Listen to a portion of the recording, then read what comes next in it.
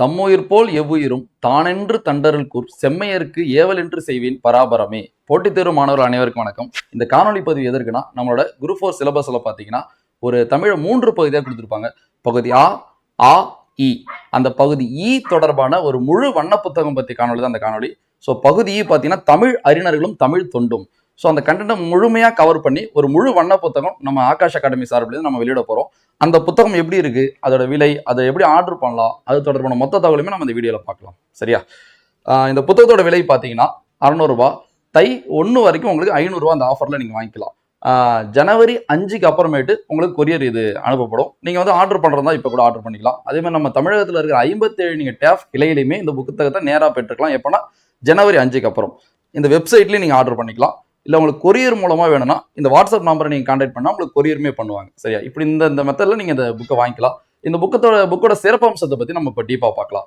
இந்த புத்தகம் பார்த்தீங்கன்னா வச்சுக்கலாம், நம்ம போட்டித் தேர்வு மாணவர்களுக்கு பல்வேறு மனநிலை இருக்கும், பல்வேறு ஸ்டேஜும் அதில் இருக்குது. ஃபர்ஸ்ட் டைம் நம்ம படிக்கும்போது புத்தகத்தை பாடத்திட்டத்தின் வயசு நம்ம படிக்கும், புத்தகத்தின் வயசு தான் படிப்போம். இப்போ எடுத்துக்காட்டு பார்த்தீங்கன்னா 6வது 7வது 8 9 10 படிப்போம். அப்போ நம்ம படிக்கிற மாதிரி தான் இருக்கும். இப்போ 6வது மட்டும் டெஸ்ட் வச்சா நம்ம நல்ல மார்க் எடுப்போம், 7வது மட்டும் டெஸ்ட் வச்சா நல்ல மார்க் எடுப்போம். ஆனால் அந்த பாடத்திட்டத்தின் படியில் ஒரு தேர்வு வரும்போது நம்மளால மார்க் அந்த அளவு எடுக்க முடியாது. கொஞ்சம் மார்க் குறையாது நம்மளே பார்ப்போம்ல. ஸோ அப்போ அது நம்ம ஸ்கூல் புக் வைஸ் முடிச்சதுக்கு அப்புறம் தான் தெளிவாக வரும். ஸோ இப்போ எடுத்துக்காட்டு பார்த்தீங்கன்னா, இப்போ பாரதியார் இருக்காருன்னா உங்க சிலபஸ்லையும் பாரதியார் கண்டிப்பா இருப்பார். அப்போ அவர் தொடர்பான முழு தகவலையும் நம்ம படிச்சாதான் பாரதியார்லேருந்து எந்த கொஸ்டின் வந்து நம்மளால ஆன்சர் பண்ண முடியும். ஸோ இப்போ வேற உங்களுக்கு நியூ புக் ஓல்டு புக் குழப்பம் வேற இருக்குல்ல. இப்போ நியூ புக்கு நம்ம படிச்சிடறோம், ஆனால் பட் ஓல்டு புக்லையும் பாரதியார் இருப்பார்ல. ஸோ இப்போ நம்ம புத்தகம் எப்படி இருக்குன்னா, பாரதியார்னா நியூ புக் ஓல்டு புக், பாரதியாரோட மொத்த தகவலையுமே தொகுத்து அவங்க கொடுத்துருப்பாங்க. இப்போ பாரதியார் மட்டும் இல்லை, இப்போ எடுத்துக்காட்டுக்கு அம்பேத்கர் பத்தி 2 புக்லையுமே இருக்கு, உண்மை இருக்குதானே. அடுத்து திருவிக்கா பத்தி 2 புக்லையுமே இருக்கு.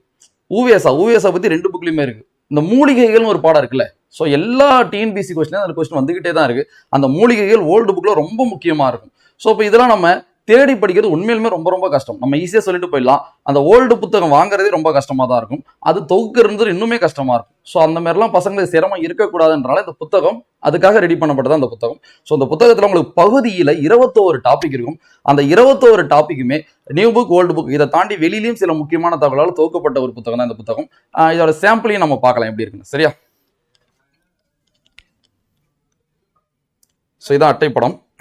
தாயமானவரையும் பாரதியாரும் முதன்மைப்படுத்தப்பட்டது போல இருக்கும். தமிழ் அறிஞர்களும் தமிழ் தொண்டும் பகுதி இ.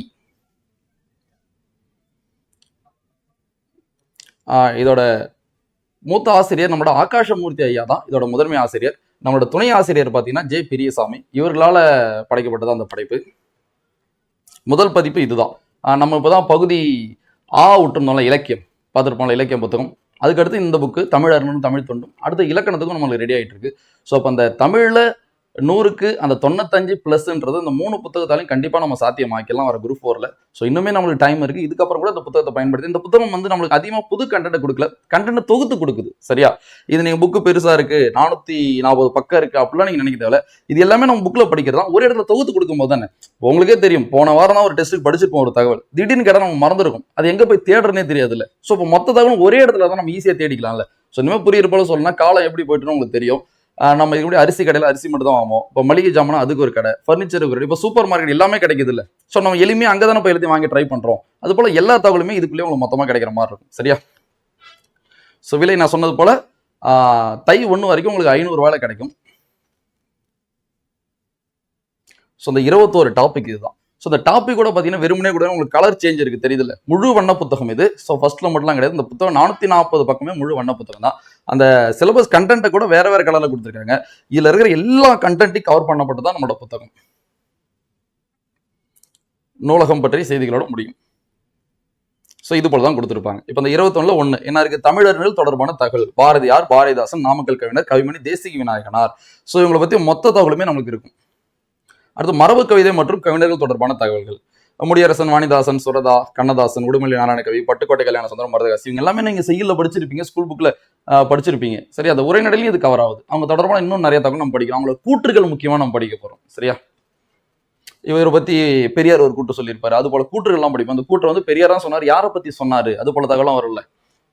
அடுத்து புது கவிதை மற்றும் கவிஞர்கள் தொடர்பான தகவல். நிறைய டவுட் இருக்கும் உங்களுக்கு, நான் பிச்சமூர்த்தியா, ஜெயகாந்த், அந்த மாதிரி டவுட்லாம் இருக்கும். ஸோ எல்லா ஆன்சருமே இதுக்குள்ள நமக்கு அடங்கின மாதிரி தான் இருக்கும். ஸோ இவ்வளோ பேர் இருக்காங்க பாருங்க. நான் பிச்சமூர்த்தி, சீசு செல்லப்பா, தரும சிவராமு, பசுவையா, ரா மீனாட்சி, சி மணி, சிற்பி, மு மேத்தா, ஈரோடு தமிழன்பன், அப்துல் ரஹ்மான், கலாபெரியா, கல்யாண்ஜி, நானக்குத்தர், இது எல்லாமே நீங்க பார்த்த ஆள் தான்.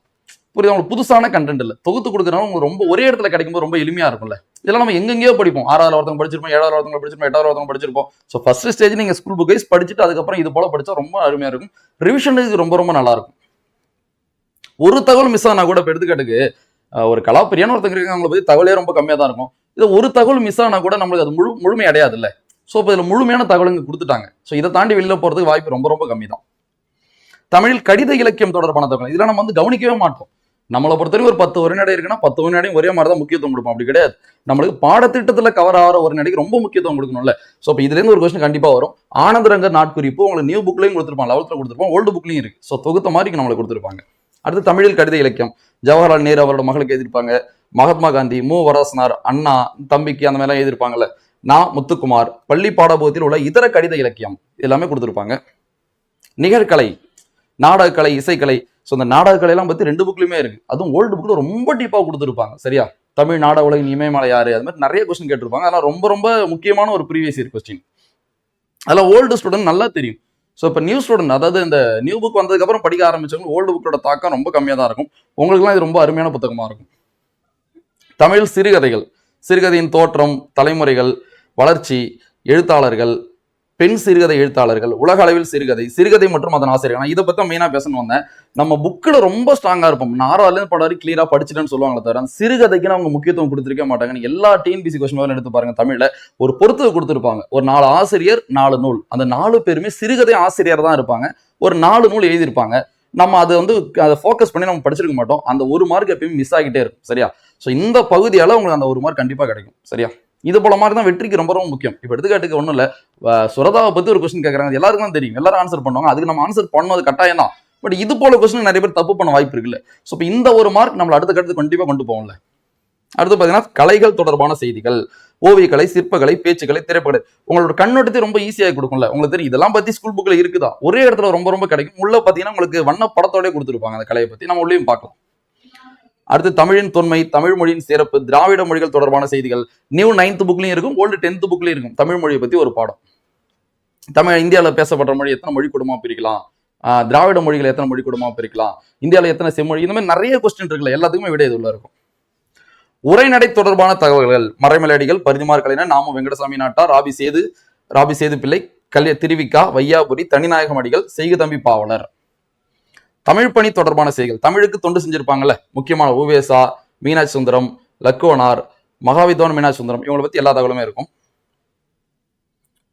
அடுத்து தமிழ் தொண்டு தொடர்பான செய்திகள், அகரமுதலி, தேவநேய பாவார்னால அகரமுதலி தான் அந்த திட்டம், அதெல்லாம் பத்தி கொடுத்துருப்பாங்க. பாவலரேறு, பெருஞ்சித்திரனார். அதே மாதிரி இவெல்லாம் நிறைய டவுட் இருக்கும், பாவனாரா இல்ல பெருஞ்சித்திரனாரா. ஒரே இடத்துல கொடுக்கும்போது நம்ம அதை பாகுபடுத்தி பார்க்க முடியல, இது யார் செஞ்சா இது யார் செஞ்சான்ற ஒரு வாய்ப்பு கிடைக்கும்ல. அடுத்து பாத்தீங்கன்னா வெளிநாட்டு தமிழறிஞர்கள், ஜி போப் வீரமுனிவர். நான் ஒண்ணுமே இப்படியே சொல்றான்னு நினைக்கிறேன். இவங்க நிறைய தொடர்பு இருக்குல்ல. இந்த தெளிவு நம்மளுக்கு இந்த இடத்துல தான் வரும். ஏன்னா 2 பேரை பத்தியும் நான் ஒரே இடத்துல படிக்க போறேன். ஸோ புக்கில் நம்மளுக்கு இப்படி கிடைக்க வாய்ப்பு இல்லைல்ல. ஸோ இந்த புத்தகமே பார்த்தீங்கன்னா அவ்வளோ அருமையான புத்தகமாக தான் இருக்கு. எங்கெல்லாம் நம்மளுக்கு அதிகமாக டவுட் இருந்துச்சோ அந்த டவுட் எல்லாமே கிளியர் ஆகிற மாதிரி தான் அந்த புத்தகமே இருக்கு. சமுதாய தொண்டு, இவங்க ஒரு கேட்டகரி. பெரியார், அண்ணா, முத்துராமலிங்கர், அம்பேத்கர், காமராசர், மாப்போசி, காகித மில்லத், சமுதாய வழிகாட்டி எல்லாம் பார்த்துருப்பீங்கல்ல. தமிழகம் ஊரும் பேரும் தோற்றம் மாற்றம் பற்றிய செய்திகள். ஸோ திணை சார்ந்த ஊர்கள், ஓல்டு புக்லாம் நிறைய படம் கொடுத்துருப்போம் இது தொடர்பான படங்கள்லாம். சரியா? ஸோ பார்த்துங்க, திருநெல்வேலி. ஸோ இப்போ நியூ புக்கில் திருநெல்வேலியை பற்றி இருக்கு, ஓல்டு புக்கில் மதுரையை பற்றி இருக்கும். உலகளாவிய தமிழர்கள் சிறப்பும் பெருமையும் தமிழ் பணியும். அடுத்து பார்த்தீங்கன்னா தமிழ் மொழியின் அறிவியல் சிந்தனைகள் தொடர்பான செய்திகள்.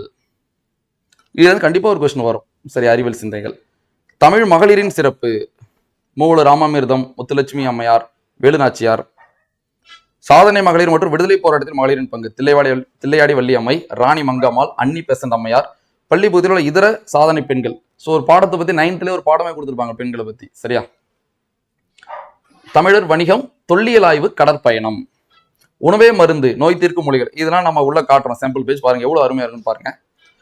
அடுத்து சமய பொதுமை உணர்த்தியவர்கள் தொடர்பான தகவல்கள். தாய்மானவர் ராமலிங்க அடிகள். இவங்க 2 பேர் பாட்டும் பார்க்க ஒரே மாதிரியா இருக்கும். இவரா அவரான் டவுட் வரும். ஸோ இந்த இடத்துல படிச்சா நமக்கு டவுட் இருக்காது. லாஸ்ட்ல நூலகம் பற்றிய தகவல். ஸோ எப்படி இருக்குன்னு பாருங்க. சாம்பிள் ஃபர்ஸ்ட் பாரதியார் பத்தி கொடுத்துருக்காங்க. ஸோ பாரதியாரை பத்தி இதுக்கு மேல மேக்ஸிமம் போட்டித் தேர்வுக்கு தேவைப்படாது. போட்டித் தேர்வு பாயிண்ட் ஆஃப் எது தேவை, அதான் இதுக்கு மேல தேவைப்படாதுன்ற மாதிரி தான் அந்த நோட்ஸ் இருக்கும். சரியா? ஸோ டீட்டெயிலான ஒரு நோட்ஸா இருக்கும். அவருக்கு என்னென்ன மொழிகள்லாம் தெரியும், பாரதியோட ரொம்ப ரொம்ப முக்கியமான ஒரு கூற்று, அவரோட புனைப்பெயர்கள், மொத்த புனைப்பெயர்கள். ஸோ இவ்வளவு புனைப்பெயர் நிறைய பேர் பார்த்துக்க வாய்ப்பே இல்லைல்ல. பாரதியாரின் சிறப்பு பெயர்கள், பாரதியாரின் பன்முக திறமைகள், அவர் எதெல்லாம் திறமை இருக்கு, பாரதியாரின் நூல்கள், உரைநடை நூல்கள், கவிதை நூல்கள், நீதி நூல்கள், சிறுகதைகள். எல்லாருக்குமே டவுட் இருக்கும். பாரதியாரோட கடிதம் எது, அவரோட சிறுகதை எது, அவரோட கவிதை, நிறைய டவுட் இருக்கும்ல. ஸோ இது மொத்தமா தொகுத்து கொடுத்த மாதிரி இருக்கும், நீங்க ஈஸியா பயன்படுத்திக்கலாம். அடுத்து மொழிபெயர்ப்பு நூல், அடுத்து முடியரசன் பாருங்க. ஸோ ஒருத்தருக்கும் அந்த மாதிரி அவங்களோட படத்தோட வண்ண புத்தகம், முழுமையான வண்ண புத்தகம் தான் இது. அவரோட விருதுகள், அவரோட நூல்கள். சரியா? அடுத்து பார்த்தீங்கன்னா நா. பிச்சமூர்த்தி, ஒளியின் அழைப்பு நம்மளுக்கு புக்ல கொடுத்துருப்பாங்கல்ல. தமிழில் சிறுகதைகள், நான் சொன்னால சிறுகதைகள் ரொம்ப ரொம்ப முக்கியமானது.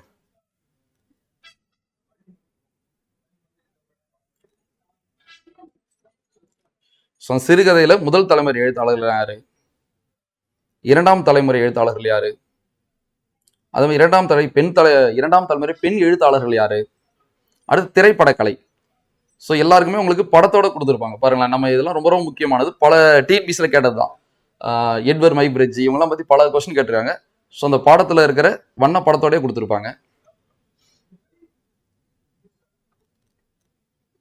பார்த்தீங்கன்னா தெரியும். அடுத்து தமிழின் தொன்மை, தமிழ் மொழியின் சிறப்பு, திராவிட மொழிகள் தொடர்பான செய்திகள்.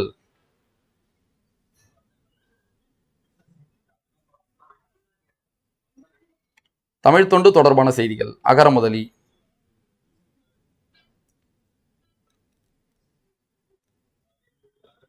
அந்த அகர முதலி வரலாறு. சரியா? அந்த அகர முதலின்ற பேர் எப்படி வந்துச்சு மொத்தமே கொடுத்துருப்பாங்க. அதுல நம்மளோட தேவநாயக பாவனை ரொம்ப ரொம்ப முக்கிய பங்கு வச்சிருப்பாரு. அந்த ஆண்டுகள் எல்லாமே கொடுத்துருப்பாங்க.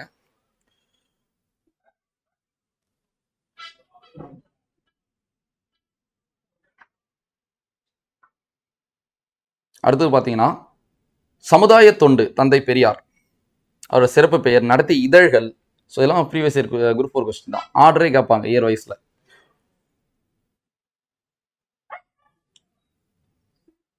தமிழ் மகளிரின் சிறப்பு, மூவலூர் ராமாமிர்தம்.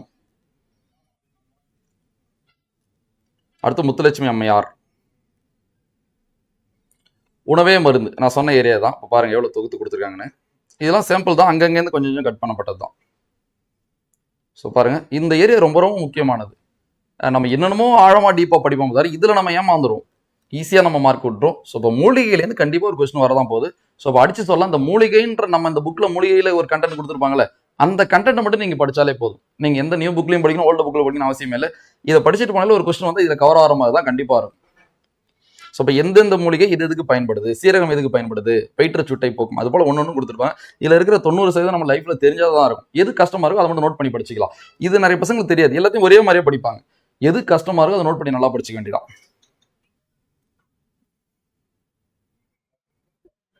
நூலகம் பற்றிய செய்திகள் லாஸ்ட்டுக்கு வந்துட்டோம். ஸோ அப்புறம் நூலகத்தின் வேறு பெயர்கள்லாம் கொடுத்துருக்காங்க, நூல்களின் வகைகள் கொடுத்துருக்காங்க, நூலகத்தின் வகைகள் கொடுத்துருக்காங்க, நூலகத்தில் படித்து உயர்ந்தவர்கள் எல்லாம் நமக்கு தெரிஞ்சதுதான்.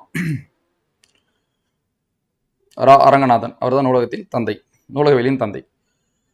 ஸோ அவ்வளோதான். ஸோ இந்த புத்தகம் உங்களுக்கு பகுதி ஈல இருக்கிற குழப்பத்தை தீக்கிற மாதிரி ஒரு முழு புத்தகமாக இருக்கும். ஸோ இதை வாங்கி பயனடுங்க. நன்றி.